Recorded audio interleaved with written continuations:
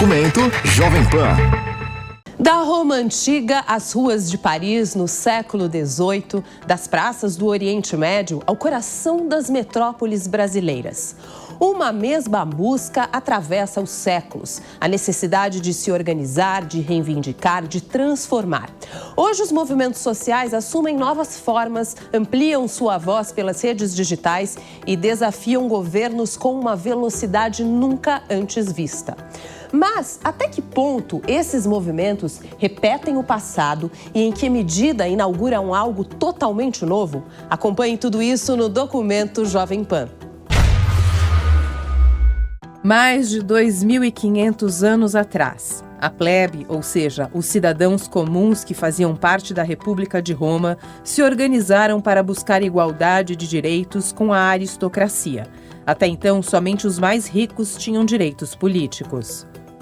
Obviamente, aquela sociedade romana era muito diferente em várias questões. Uma delas, por exemplo, falamos aqui do ponto de vista da comunicação e tal.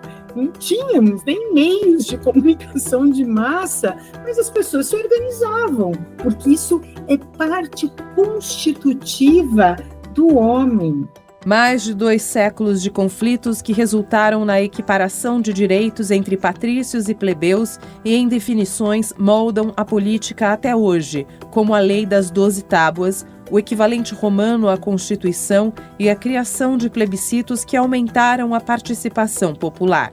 Eu diria que há uma certa impossibilidade material da gente traçar um histórico dos movimentos sociais, porque eles estão correlatos à história da humanidade, à história do trabalho, principalmente. Mas eu diria que movimentos sociais não são cíclicos, porque movimentos que surgem e têm suas pautas não tendem a regredir. Eles podem sumir. A base de qualquer sociedade, em qualquer período histórico, em qualquer tempo histórico, é a forma como ela produz e distribui riqueza. Eu sou da área de economia política, que é a área que estuda o processo de distribuição da riqueza. Os movimentos sociais, a gente pode olhar eles como uma chuva, né? Dentro dos períodos históricos. Pode alagar, pode também, por exemplo, dar ótima colheita, ser propício então para a colheita, pode apenas molhar, digamos, a varanda, né? Mas, querendo ou não, os movimentos têm esse pendão, né, deles serem um termômetro, uma percepção visual, histórica, de que as estruturas estão balançando, digamos assim, ou que as estruturas estão sob risco. Então, me parece que essa questão da organização, e principalmente da organização por parte daqueles que têm reivindicações concretas para melhoria das suas condições de vida, né, para melhoria dessa sociedade, elas vão ter uma presença ao longo da história. E certamente todos nós somos, nós contemporâneos, movimentos contemporâneos, somos tributários deles, porque de alguma forma, ensinamentos, acertos, erros, equívocos, problemas, nós fomos ao longo da história incorporando, refletindo e pensando, como espero que no futuro, né, daqui 1000 anos, alguém venha fazer, né, um programa e falar, então, as jornadas de junho no Brasil e tal, e terão muitas coisas importantes a falar dessa importante mobilização por nós debatidas até hoje, muitas coisas ainda incompreendidas, muitas coisas ainda processadas, e é assim, né, que ocorre, é um processo importante que seja dessa forma. Então, onde tiver cidade, não só cidade, mas onde tiver aglomerado populacional, onde tiver trabalho organizado coletivo e onde tiver economia, você naturalmente vai ter, sim, a possibilidade de ter a presença de rebeliões, revoltas e movimentos sociais. Estamentos, e sempre você tem ali grupos marginalizados, oprimidos, enfim, né? Então, assim, quando a gente pensa em termos de paralelo, eu acho que cada movimento ele é único, mas tem uma história, e você tem as razões.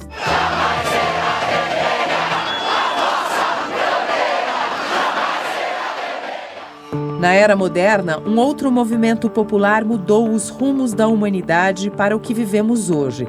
A Revolução Francesa, liderada por populares, resultou na Declaração do Homem do Cidadão. O movimento dos sans-culottes na Revolução Francesa, que foi realmente um movimento que surgiu das massas, né? Foi um movimento de massas, que negou o status quo daquela ocasião. Esse dos sans-culottes, que foi bastante violento, né? Teria algum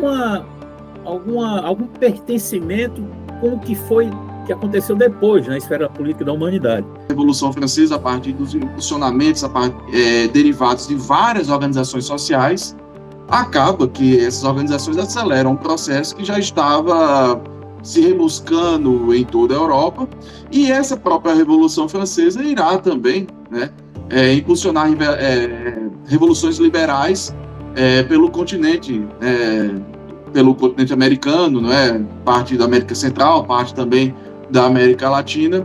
Então a gente vê que, na verdade, há um encadeamento, não é, de relações, um encadeamento de influências, e que os movimentos sociais, portanto, têm um papel decisivo. Então você tem uma pressão, é uma pressão que vem da base, né, uma pressão que vem da base da sociedade, e essas mudanças acabam ocorrendo no âmbito político, né? Então são mudanças legais, né? Então você tem alteração no Código Eleitoral, em códigos penais, por exemplo, né? Eu acho que, assim, a primeira coisa importante para nós pensarmos é que tanto os movimentos sociais, eles são reflexos das transformações em várias dimensões que ocorrem na sociedade, social, política, econômica, cultural, mas eles também são promotores dessas transformações, eles são atores dessas transformações à medida que parte do seu processo de atuação está relacionado justamente a impulsionar mudanças em coisas ou em situações que merecem, que precisam ser atualizadas. Dezembro de 2010. Em um dia aparentemente comum na Tunísia, Egito, um vendedor de frutas chamado Mohamed Bouazizi teve seu carrinho derrubado por um policial local. O motivo? A falta de licença para vender no local, problemas com os produtos e pedidos de propina. O vendedor em questão estava há anos afetado pelo desemprego em um país governado pelo presidente Zine al-Abidine Ben Ali há 23 anos. Menos de um mês depois, uma cena que parou as redes sociais. Sem conseguir recuperar seus pertences na sede do governo local, Bouazizi adquiriu um galão de combustível, jogou o líquido sobre o corpo e, diante do prédio do governo, ateou fogo a si mesmo.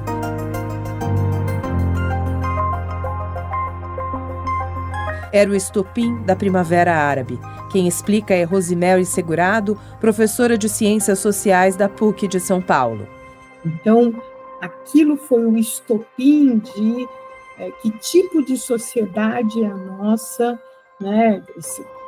A nossa, que eu digo, né? Sociedade humana, que aceita, que permite que, né, uma pessoa ponha fim à própria vida por um desespero, por uma falta de condições financeiras para poder garantir a sua existência aos demais. O nome faz referência ao desabrochar por demandas políticas, sociais e econômicas, como combate à corrupção, autoritarismo e pobreza.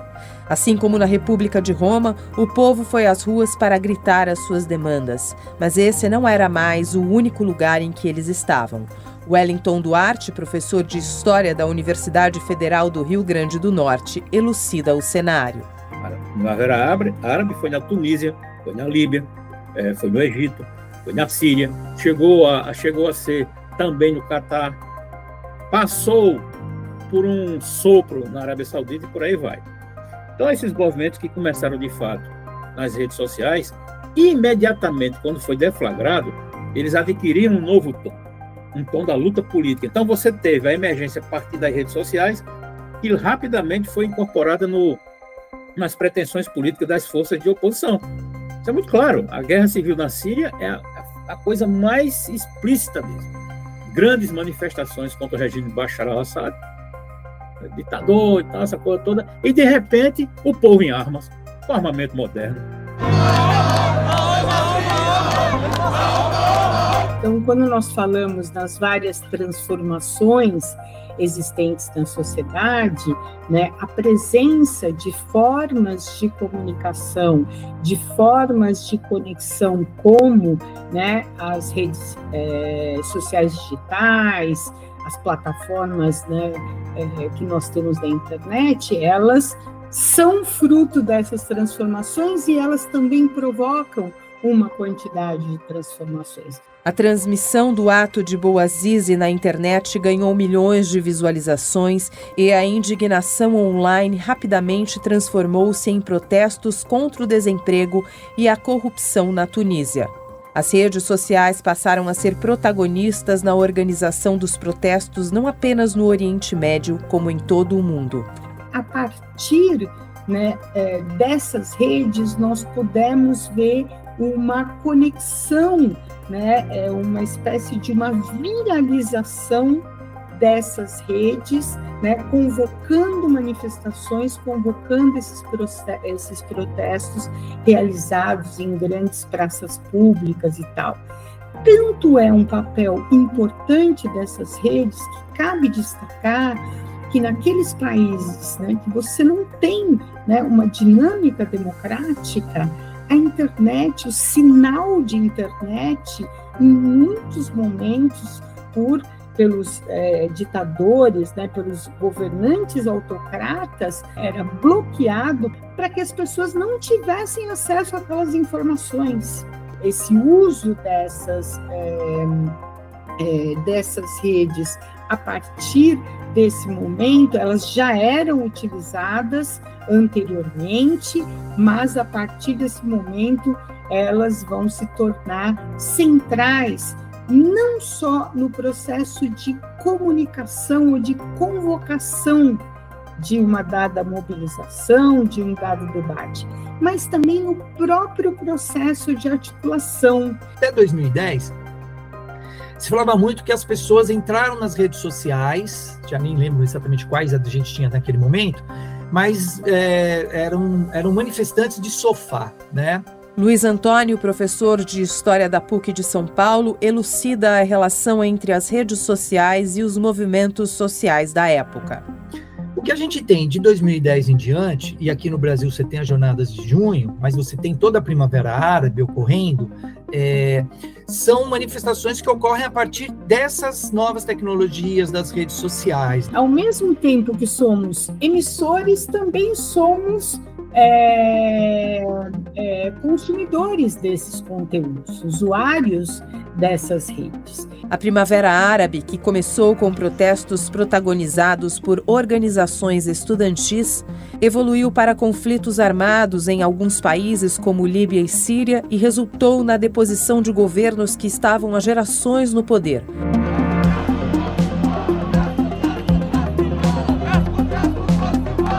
Você tem basicamente grupos lutando por direitos, né, por direitos democráticos, por um processo de democratização em sociedades que têm uma característica muito distintas da nossa, enfim, mas se luta por algo que a gente tem aqui, né? Então, quando você pensa 2010, 2011, não há por que a juventude sair nas ruas brigando por espaço, pelo direito de falar, pelo direito de usar a roupa que quiser ou coisa do tipo. 2013. No Brasil, o Facebook era a rede mais popular do país até então.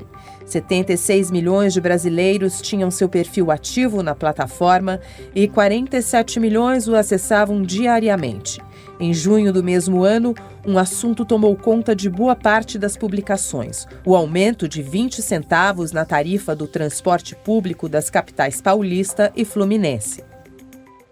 Elas são instrumentos que são utilizados por pessoas, inclusive, boa parte dessas pessoas, que em outros tempos estavam isoladas, não participavam de nada. Eram pessoas que ficavam fora desse conjunto de relações. Essas pessoas, a internet permitiu que essas pessoas saíssem do isolamento e, olha, contraditoriamente, saiu do isolamento e, ao mesmo tempo, se atomizou. Por quê? Porque a relação dele passa a ser com as teclas de um computador. né? Eles não aceitam mais intermediários. Os intermediários são aqueles, as lideranças políticas, as lideranças sociais, grandes cientistas políticos, que as pessoas ouviam. Agora ela não precisa mais disso. A tecla do computador dá uma interação direta entre ela e o mundo. E isso atingiu todas as formas de organizações sociais. De repente, os números inflados nas telas se materializaram. Primeiro nas periferias, depois em regiões centrais. Os manifestantes eram mobilizados até então pelo movimento Passe Livre. Então ele tinha alguma coisa, mas assim, acompanhando o movimento do Passe Livre e manifestações que haviam realizado em Santa Catarina, por exemplo, em Florianópolis, um pouco antes, não botava 1.000 pessoas na rua, né? Então, sei lá, em 2013 teve uma conjunção ali de fatores que levou a essa manifestação. O jornalista Marcelo Matos relembra o início das manifestações na capital paulista. Isso tudo começou tinha um movimento chamado Catraca Livre que queria tarifa zero em São Paulo, um subsídio total da prefeitura para que ninguém pagasse tarifa. E daí, quando houve o aumento de 20 centavos, a gente contextualizar o seguinte: o governo municipal era Fernando Haddad, PT, o governo estadual Geraldo Alckmin, PSDB, e o governo em âmbito federal era Dilma Rousseff, PT. 2013, 2014 ia ter eleição, Copa no Brasil. E é só ver onde estão as jovens lideranças daquela época, para a gente entender mais ou menos que aquele movimento surgiu de maneira natural, de maneira espontânea, por causa de uma situação realmente que afetava as pessoas mais pobres, o preço das passagens coletivas, acabou se diluindo no processo de luta política. No dia 11 de junho de 2013, a Avenida Paulista, em São Paulo, foi o trajeto de 10.000 protestantes em uma noite que acabou com mais de 100 feridos, além de estações de metrô depredadas, muros pichados e vitrines quebradas. Os manifestantes não queriam que a imprensa se aproximasse. Aí, se a gente ficasse do lado da polícia, a gente acabava ficando nesse fogo cruzado aí. E, de fato, gás lacrimogêneo, bombas de efeito moral, spray de pimenta, a participação no choque, isso tudo aconteceu. Tiago Uberreich acompanhou todo o período de manifestações e a adaptação da própria profissão em torno de um momento histórico que ainda não era compreendido. Os jornalistas iam para as ruas sem a canopla, sem a identificação das emissoras, para evitar qualquer tipo de ataque. A imprensa também era muitas vezes visada naquela época. E claro que é algo que estarrece quando você tem um profissional que perde a vida, ainda mais trabalhando numa manifestação. Então sempre existe essa preocupação e a gente tinha orientação. Fique um pouco mais longe da manifestação. Tudo aquilo que estava ligado na área de finanças, investimentos, bancos, tal, parece que eles eram os alvos principais. E aí houve, de fato, nesse momento aí, houve uma ação muito enérgica da polícia mesmo, gás lacrimogênio, e a gente ficava no meio do furacão, né? Para reportar, a gente entrava ao vivo, ia até muito tarde, 11h30, meia-noite, era normal isso, começava no final da tarde, início da noite, e não parava. As demandas cresceram, o número de pessoas engajadas a elas também. A forma de protestar também mudou, das ruas para as redes e das redes para as ruas em diferentes cidades do país. É como documenta o jornalista Daniel Lian. Se você escolhe essa profissão de jornalista, você tem que estar preparado para tudo. Hoje em dia as redes sociais pulverizam a informação em segundos, é bem diferente até do que aquela época. Já tínhamos ali um avanço das redes sociais em 2013 e 2014, mas não como hoje em dia. Atualmente, em segundos, questão de segundos, você já consegue pulverizar a informação. O historiador Pedro Tchê compara um novo momento regido pela atuação nas redes com movimentos sociais em uma época analógica. Antigamente um pouco, para você fazer a regimentação, você tinha que ligar para as pessoas, tinha que ir, se deslocar fisicamente. Hoje você consegue, né, regimentar centenas, talvez, de milhares de pessoas a partir apenas de disparos, sem ter que fazer uma movimentação mecânica, sem ter que andar, sair de casa.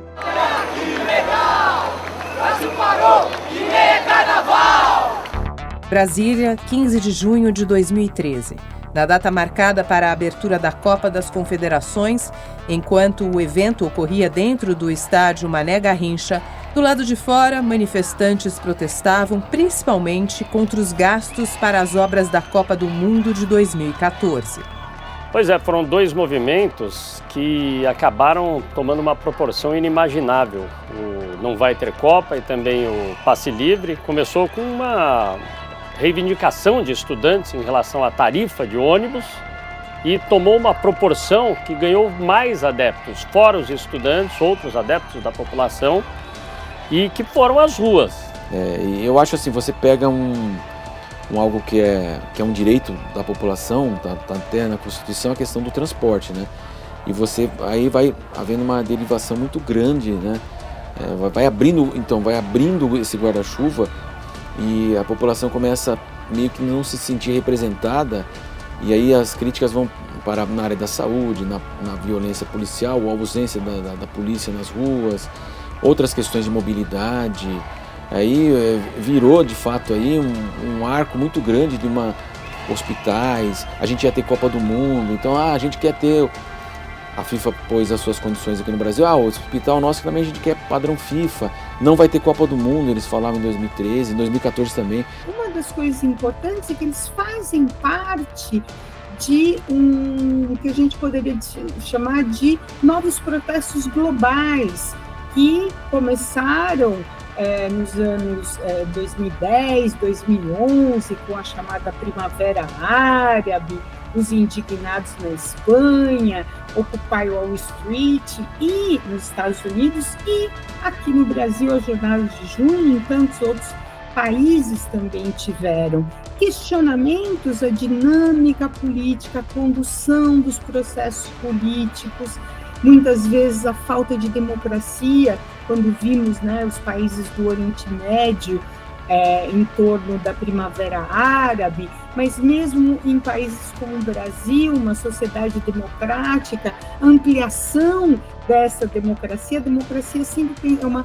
construção contínua, não existe, chegamos à democracia, nós estamos sempre construindo ela, e os movimentos são atores importantes dentro dessa construção. 2 dias depois, um protesto com 65 mil pessoas em São Paulo, que culminou com um portão do Palácio dos Bandeirantes derrubado. Em Brasília, militantes tomaram o teto do Congresso Nacional e agrediram o então diretor-geral da Câmara, Sérgio Sampaio. No Rio, um grupo atacou a Assembleia Legislativa.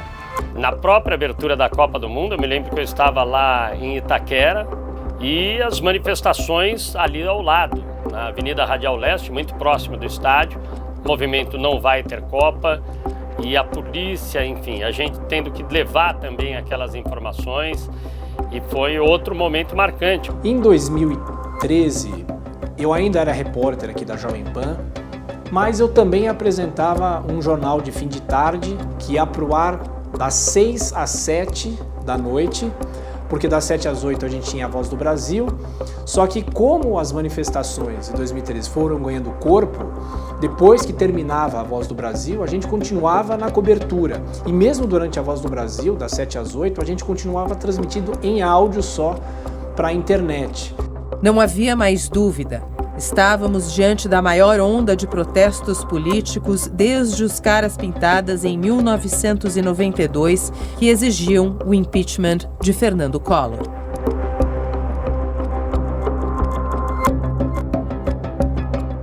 Então, se você voltar e olhar, por exemplo, a cobertura da mídia, se percebe nitidamente que há uma pressão das ruas. Isso faz com que os meios de comunicação passem a acompanhar o movimento e dando um destaque, né?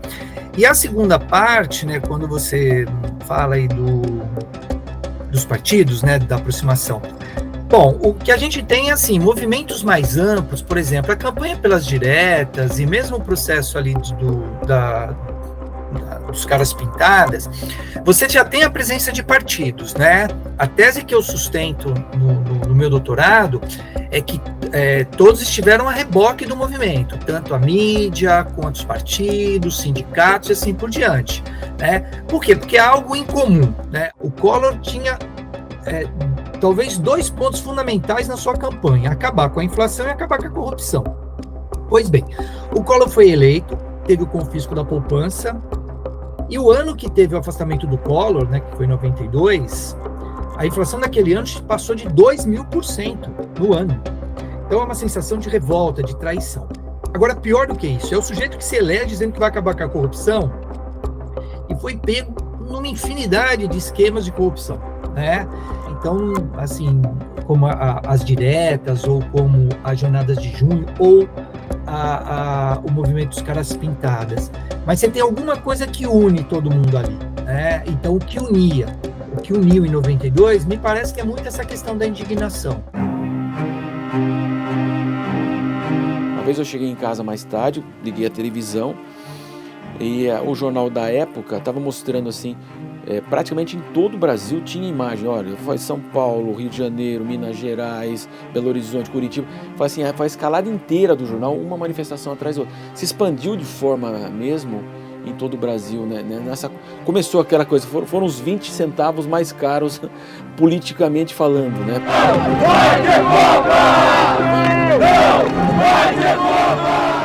Eu cheguei a pegar uma câmera e filmar os movimentos que ocorreram. Eu sou de Natal, que ocorreram aqui em Natal, foi uma das maiores manifestações já vistas aqui, cerca de 25 mil pessoas, muita gente.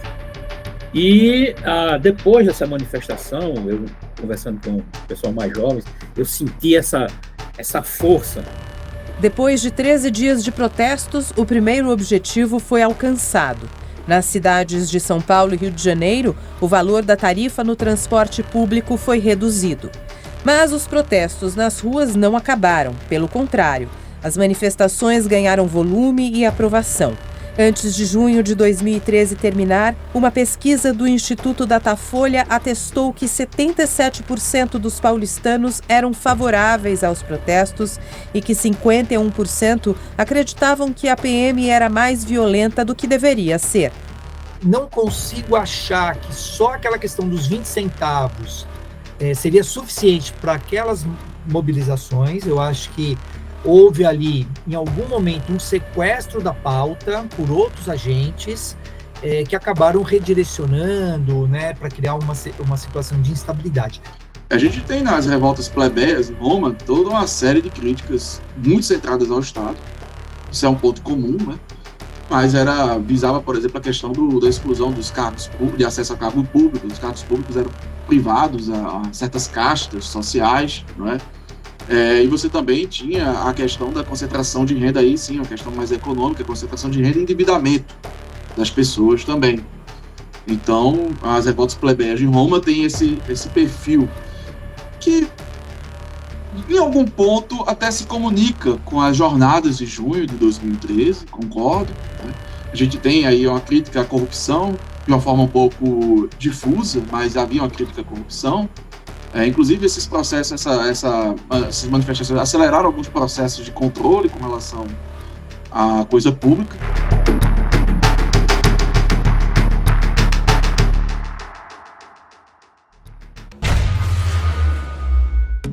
Contra a corrupção, contra os gastos da Copa.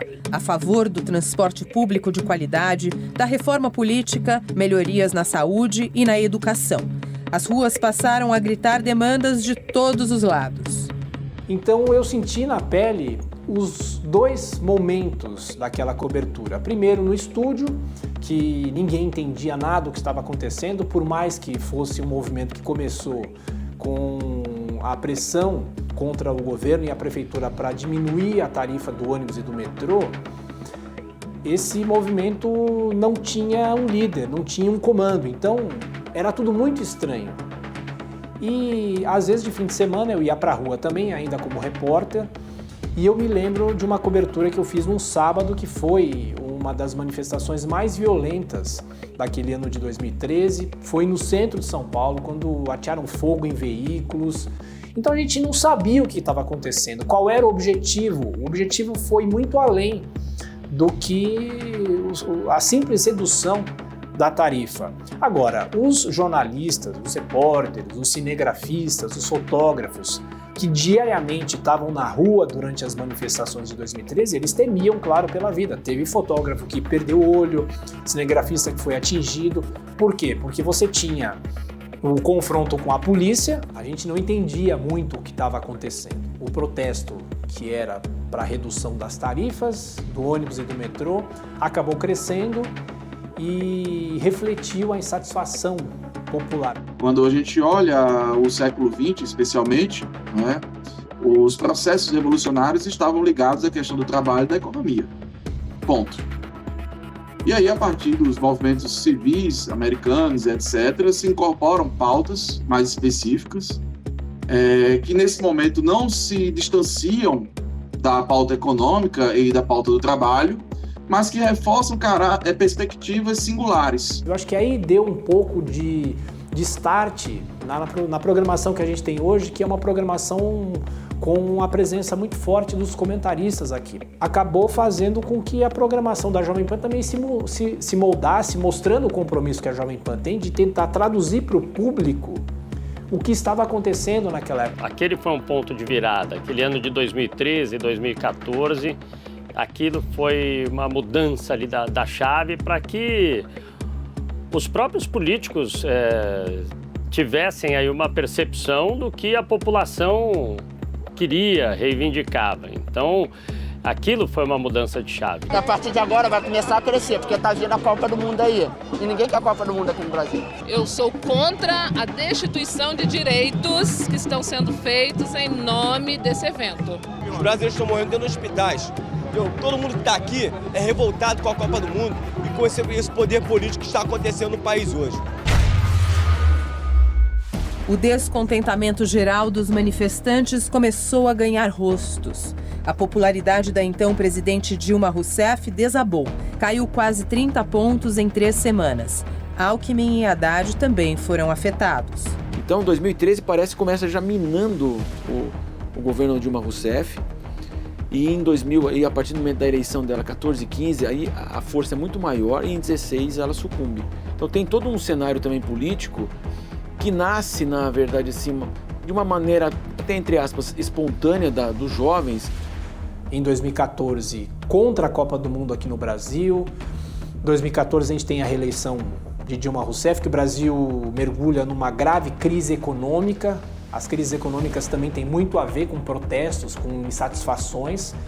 Aí, andando um pouco para frente, tem o impeachment da Dilma, o escândalo da Operação Lava Jato, a eleição de Jair Bolsonaro em 2018, que amplia a polarização que o Brasil vive. Então, 2013 é mais ou menos o início de todo esse processo que a gente vive hoje. A tarifa normalmente aumentava 20 centavos, 30, isso era normal. Mas nesse momento, e também outro dia a gente estava conversando, eu acho que foi uma insatisfação mesmo com a classe política à época, que vai, isso que eu falo, essa satisfação vai, ali em 2014 tem eleições, de novo, a polarização, Aécio Neves, PSDB, Dilma Rousseff, tentativa de reeleição, PT. A direita, por outro lado, começou a ser beneficiada e rostos representantes desse lado começaram a se fortalecer. Era o início de uma polarização generalizada que levou ao impeachment da então presidente.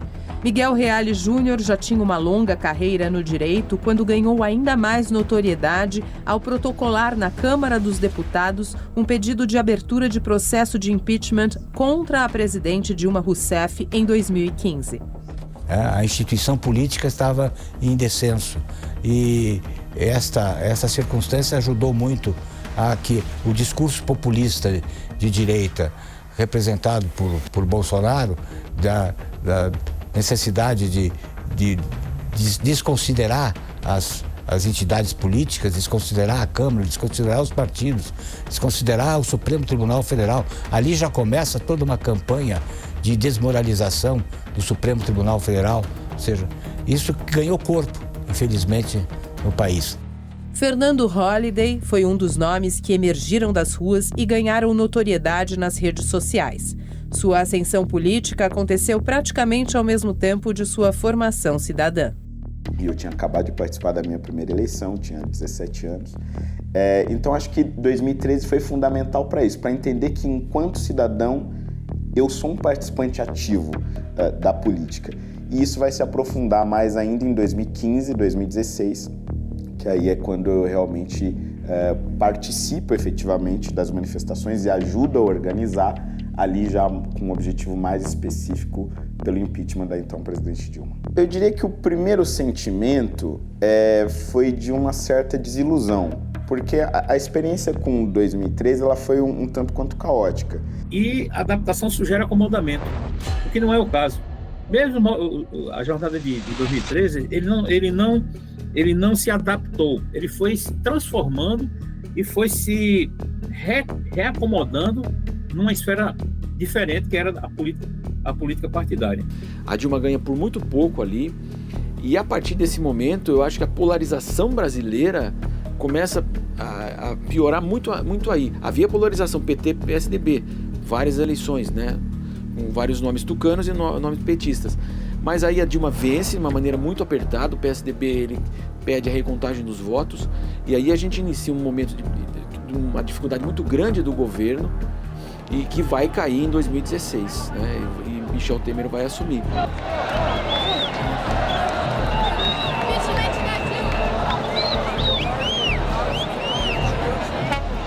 Nós vamos ter movimentos de direita ocupando as ruas, não era uma coisa tradicional no nosso país, desde o período da redemocratização, né, de 85 para cá, e muito menos movimentos de extrema direita ocupando as ruas. Quando isso começa a acontecer, a gente identifica um uso muito diferenciado da rede e vemos que parte, né, desses grupos que vão estar gravitando em torno dessa chamada extrema-direita, eles vão usar as redes de uma forma muito mais personalista, né? Ou seja, menos o movimento e mais o fulano, né? Ou a fulana do movimento. E que essas vêm tendo, inclusive, muito êxito dentro do seu trabalho. A gente pode citar o MBL, Nicolas, várias outras, né? Enquanto os movimentos de esquerda, realmente você vai ter representações muitas vezes saídas não a partir de um perfil uno, mas sim a partir de uma representatividade específica, né? Então é muito difícil você não ter a questão política, porque os movimentos, ainda que eles possam ter outras razões, né, os movimentos, em última instância, eles são sempre políticos, né, são sempre movimentos que acabam tendo esse caráter, né, e aí há uma aproximação dos partidos. Talvez a grande preocupação dos movimentos, das lideranças desses movimentos, seja a de não se deixar cooptar por um determinado partido político, né. Das ruas surgiram novos rostos e novas lideranças. Alguns se apresentavam como porta-vozes de uma geração inconformada. Outros transformaram a visibilidade conquistada nos protestos em capital político. Aquelas pessoas que, digamos, antigamente, talvez, a lógica fosse mais de uma empatia, de uma proximidade, uma camaradagem. Hoje é mais de uma capacidade comunicacional, você ter uma eloquência mais efetiva, você saber se posicionar frente às câmeras, saber como atrair as pessoas a partir do que você fala, mesmo que você não esteja falando diretamente, propriamente a elas. Então isso muda muito a capacidade de liderança. Tanto é assim que quando as manifestações, né, se fortaleceram, 2013, 2014, 2015, 2016, quando chegava alguém com cargo político para eventualmente subir num caminhão, pegar um microfone, essa pessoa ela não é hostilizada, mas ela era convidada a não falar. A atual vereadora de São Paulo, Janaína Pascoal, foi outro nome que marcou a mobilização para o impeachment, mas ela já acompanhava a movimentação nas ruas anos antes. Porque havia um temor daquelas manifestações serem, de alguma maneira, cooptadas, instrumentalizadas para causas políticas, partidárias, ou até de personalização política, e não era o desejo que informava aquelas manifestações. Hoje nós temos pessoas eleitas que só falam por segmentos. Não raras vezes só falam por categorias, né? Então fica muito corporativista, sabe? Lutas salariais, lutas por direitos, por prerrogativas, e se perde um pouco essa noção de todo. E outra coisa, algumas caricaturas, né, sobem. O Movimento Brasil Livre, MBL, foi um dos primeiros grupos a se consolidar e apoiar partidos e candidatos em meio à efusão das demandas. Renan Santos foi um dos fundadores. Ali em 14, 15, 16, foi quando o MBL ele toma a dianteira do processo. Aí sim foi, vamos direcionar agora a nossa ação. Então foi aquele processo direcionado na Lava Jato, na queda da Dilma, na prisão do Lula. E a terceira fase que eu coloco aí, que é o esgotamento, é quando há não mais uma luta por uma causa específica, como foi conosco, mas pelo culto à personalidade de um líder, que é o Bolsonaro. Então o Bolsonaro toma essas manifestações para si e elas viram manifestações de apoio a ele. Com o tempo, a distância entre movimentos sociais e a política institucional começou a encurtar. Grupos que nasceram independentes passaram a dialogar diretamente com partidos e parlamentares. A rua deixou de ser apenas espaço de protesto para se tornar também trampolim eleitoral. E desde o início a gente buscou a relação com a política, porque a gente entende que a rua não é um fim em si mesmo. A rua ela tem que gerar consequências para dentro do parlamento, para dentro dos demais meios e instâncias de poder. Então, se você entender que a rua é uma câmara de eco, que ela cria uma voz, essa voz tem que ser ouvida, a gente tem que ir em um lugar justamente em que a gente quer que as pessoas ouçam essa mensagem. Os movimentos, eles foram, na verdade, se partidarizando quase que naturalmente, né?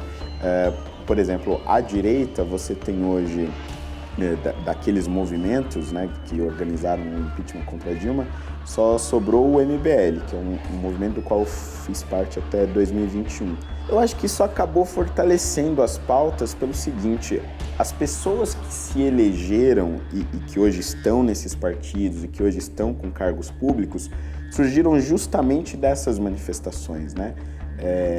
Para falar da direita, por exemplo, você tem o Nicolas Ferreira, que surge justamente dos protestos contra a Dilma Rousseff. Lucas Pavanato, que foi o vereador mais votado aqui em São Paulo, também surge desses movimentos contra a Dilma.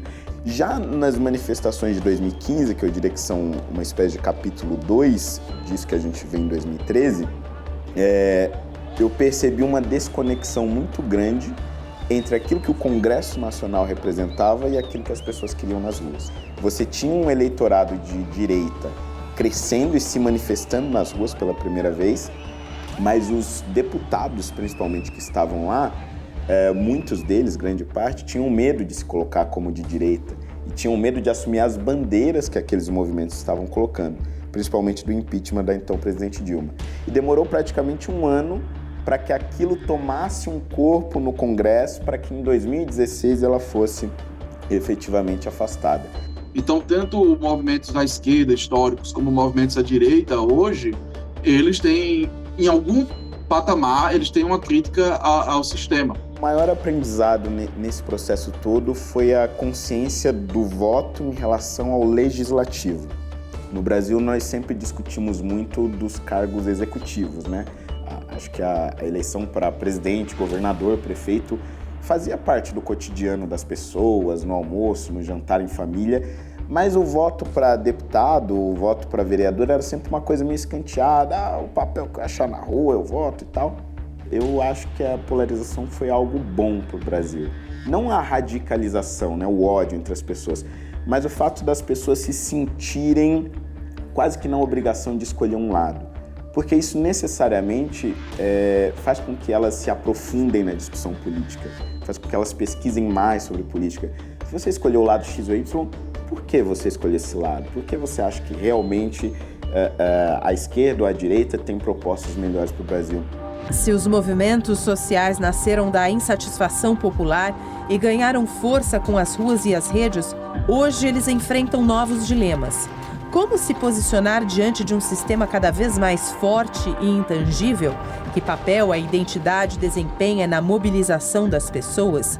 E como escapar da instrumentalização partidária? Os movimentos têm um grande dilema, né? Como ser crítico ao sistema, com um sistema cada vez mais forte e intangível. As identidades, elas são constitutivas para pensarmos os movimentos sociais, porque é em torno dessas questões que as pessoas se aproximam na sua vontade de se engajar de entrar em alguma luta, em algum movimento. Por isso que a questão da identidade é muito importante. No cenário de hoje, a manifestação não faz sentido, porque elas foram instrumentalizadas de tal forma pelos grupos políticos vigentes que ninguém leva a sério. Então, se o PT organizar uma manifestação de apoio ao Lula, ninguém liga, porque todo mundo sabe que é a galera do PT indo defender o PT. Mesma coisa, uma manifestação bolsonarista, são bolsonaristas defendendo Bolsonaro. Não existe mais um caráter amplo em que a sociedade saiu às ruas para dar o seu recado. A trajetória recente também dialoga com experiências históricas. Assim como as marchas pelos direitos civis nos Estados Unidos, lideradas por Martin Luther King e Malcolm X, ou a luta das mulheres por igualdade, os movimentos de hoje refletem a tensão entre diferentes formas de mobilização, pacífica ou radical, institucional ou de ruptura. Um mais liberal, Martin Luther King, e o outro, o Malcolm X, mais à esquerda, né? Duas grandes lideranças que tiveram seu tempo, tiveram seu posicionamento, mas eles emergiram de um processo de luta social contra, inclusive, o racismo nos Estados Unidos na década de 60. Né? E eles tinham duas saídas diferentes. Mas, do ponto de vista da luta, eles estão em campos distintos, né? Não pelo que lutam basicamente pela mesma coisa, né? Mas a forma. Então, se a gente pegar, né, um movimento relativamente recente, né, que é aquele Vidas Negras Importam, é um movimento que surge a partir de um caso específico, mas que não é uma exceção, muito pelo contrário, né? A violência policial contra negros é algo que ocorre desde sempre na história dos Estados Unidos e na história do Brasil. Acho que assim, é bem interessante nós falarmos, porque a gente tem, dentro de um mesmo movimento, nós temos uma heterogeneidade de posicionamentos políticos, de visões de mundo, que faz com que muitas vezes lideranças de um mesmo movimento, e nós temos aí, né, citado duas lideranças importantes da história americana, Martin Luther King, Malcolm X, pessoas que foram fundamentais para o debate da questão racial naquele país, e que tinham posições políticas diferentes, lutavam por uma igualdade racial, lutavam, né, para o fim do preconceito às pessoas negras daquele país, as injustiças, né? Que essa é uma questão muito importante. Às vezes a gente olha e fala, nossa, mas eles são de um movimento de jovens, de um movimento de trabalhadores, e estão falando coisas tão diferentes. É por essa heterogeneidade, que é a diversidade, que é parte da sociedade, né?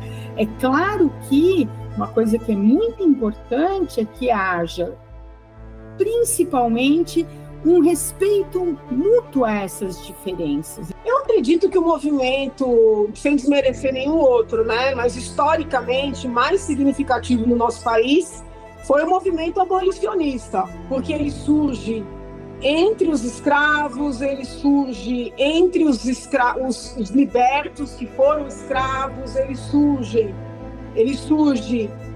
entre os políticos das mais diversas vertentes, ele surge entre os estudantes e ele surge com muita força na advocacia. O movimento de mulheres, ele tem vários objetivos e temos movimentos que atuam de maneiras muito diferentes, mas basicamente eles buscam uma ampliação de direitos da mulher na nossa sociedade. Então, só para citar um exemplo, no caso do Brasil, no Congresso Nacional, 14% dos deputados são mulheres. Uma representação muito pequena, principalmente se nós pensarmos que nós somos 52% do eleitorado e somos a maioria do país. Também existem muitos movimentos feministas, né, com diferenças entre si, mas que têm o papel de fazer reconhecer o espaço da mulher. É extremamente desejável que haja movimentos defendendo mulheres, defendendo negros, defendendo pessoas LGBTQIA+, e outras letras que venham a ser reconhecidas. defendendo os animais, defendendo o meio ambiente, defendendo os homens, por que não, entendeu? Quaisquer movimentos que surjam, eles são legítimos, eles vão jogar luz a determinadas bandeiras, mas é necessário a gente ter um olhar um pouco mais aberto, porque se você entende que só você tem razão, que só a sua causa é importante, só a sua pauta, você acaba se transformando em um indivíduo, numa coletividade que é um indivíduo cruel. Hoje, o campo decisivo é também o virtual. Redes sociais, aplicativos de mensagem e plataformas digitais que funcionam como arenas políticas em tempo real. Ali, candidatos testam narrativas, influenciadores mobilizam multidões e algoritmos definem o alcance de cada voz. Eu acho que é mais esse processo de adaptação, de construção, porque quando a gente fala em evolução é como se tivéssemos um polo ideal para se chegar. E como isso, por isso que eu falo, insisto muito, né? Democracia como um processo de construção, as lutas sociais, os movimentos sociais como parte da organização dessas lutas também. Porque primeiro, nós dominamos esse território primeiro, com as manifestações contra Dilma e tudo mais, e fomos elegendo pessoas dessa forma primeiro. E a esquerda não conseguiu reagir a tempo. Então me parece que quando nós olhamos para a direita, as redes sociais elas são muito bem utilizadas nesse sentido. Tanto é que o governo federal tem uma séria preocupação sobre conteúdos que viralizam, principalmente conteúdos da oposição, e criaram diversas estratégias de comunicação para lidar com isso. Na esquerda você ainda não tem muitas figuras eleitas dessa forma. Existem algumas, como por exemplo Erika Hilton, o próprio Guilherme Boulos, acho que utiliza um pouco disso, mas são as exceções. Enquanto que quando você olha para a bancada do PL, a oposição ao governo PT, quase que majoritariamente a bancada é eleita por meio das redes sociais. Essas formas de organização ainda estão se desenvolvendo, e os partidos, sindicatos, movimentos mais tradicionais ainda estão se recuperando do que aconteceu. E é claro que essas formas novas de organização via rede social tornaram as lideranças mais jovens muito mais visíveis, né? Porque esse grupo político, ele está na contramão daquilo que eu defendo, daquilo que o meu movimento defende. Eu acho que é importante a gente pensar numa coerência política, né? E isso, eu acho que é uma das grandes preocupações desses movimentos.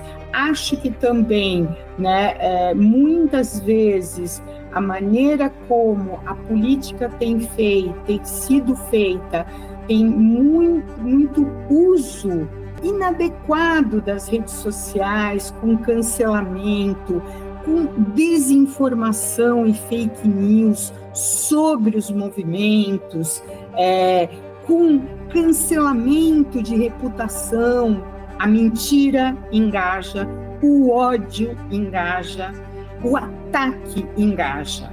E tem determinados grupos que se notabilizam por usar sua comunicação em torno disso, justamente porque engaja, justamente porque vão ter publicações, né, empresas de comunicação que financiam, que compartilham isso, que viralizam isso. As redes sociais se transformaram na nova praça pública. As redes sociais são a substituição, quase, ou uma irmã, para dizer assim, das galerias do Congresso Nacional, das galerias das assembleias. E essa discussão sobre os limites da liberdade de expressão e como isso se traduz em regulamentação das redes sociais, acho que vai ser uma discussão que não vai acabar simplesmente. Acho que ela vai continuar por um bom tempo, até que a política se acostume a lidar com isso. Porque não basta mais você simplesmente dar a lacrada, como costumam dizer, né? Isso é ter uma frase de efeito, um argumento, que isso várias pessoas fazem e a todo canto. Eu acho que nessas eleições nós vamos ter candidatos ainda digitalizados, ainda dentro das suas bolhas, mas tratando de propostas muito mais efetivas. As redes sociais, elas se interpenetraram dentro da sociedade por fora e por dentro, mas geraram um fenômeno que ainda a gente está longe de ver o seu final.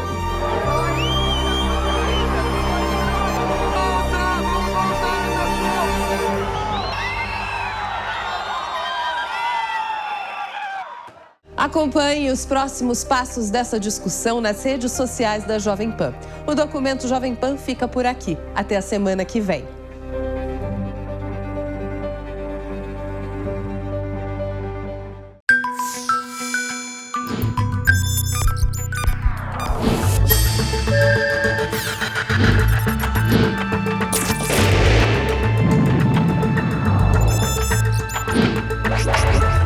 Documento Jovem Pan.